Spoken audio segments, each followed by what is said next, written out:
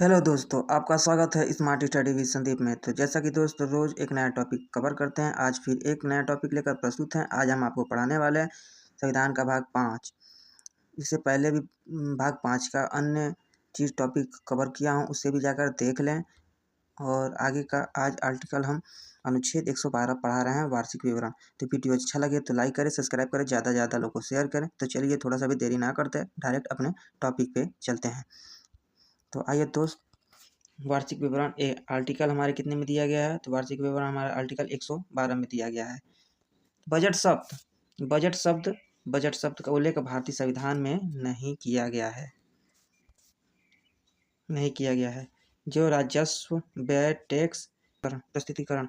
Budget शब्द कौन प्रस्तुत करता है? तो बजट शब्द हमारा हो गया वित्त मंत्री द्वारा लोकसभा में बजट प्रस्तुत किया जाता है। वित्त मंत्री बजट पर लगभग 2 से 2.5 घंटे तक 2 घंटे 30 मिनट तक भाषण देते हैं। कभी-कभी 2.5 घंटे भी हो जाता है। सबसे लंबा बहस चला था 2 घंटे 30 मिनट तक। आय पर क्या होता है? बहस होती है आय पे। संसद के अंदर बजट भाषण के बाद लगभग 2 से 3 तक सामान्य चर्चा होती रहती है।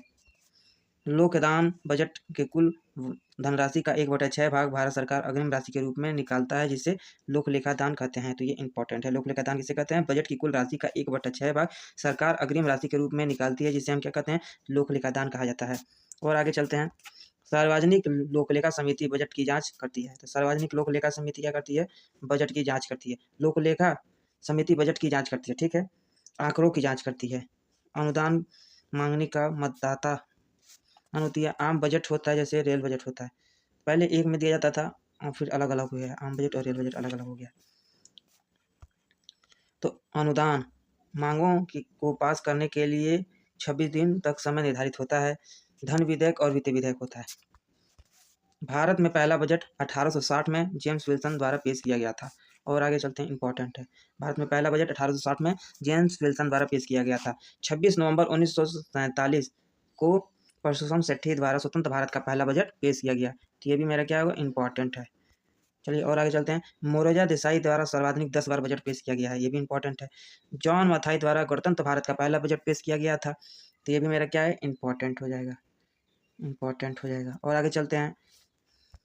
1955-56 में पहली बार बजट का प्रकाश हिंदी में प्रस्तुत किया गया। ये भी इंपॉर्टेंट हो जाएगा।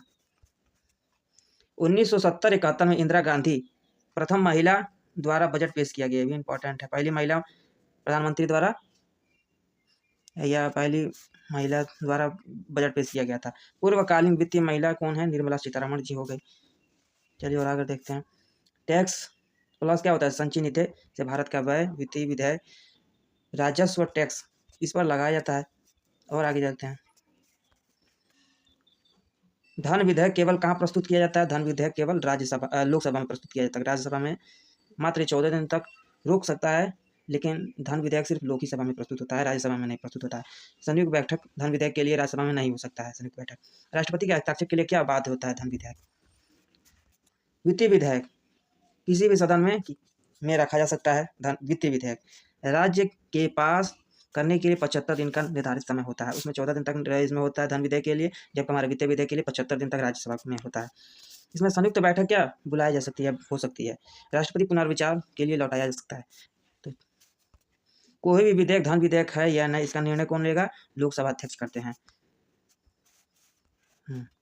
तो वीडियो अच्छा लगे तो लाइक करें, सब्सक्राइब करें, ज़्यादा से ज़्यादा लोगों को शेयर करें। फिर ये इंपॉर्टेंट था, आप इस वीडियो को जरूर अंत तक देखिएगा। अपना ख्याल रखें, बड़ों का सम्मान करें। जय हिंद, जय भारत।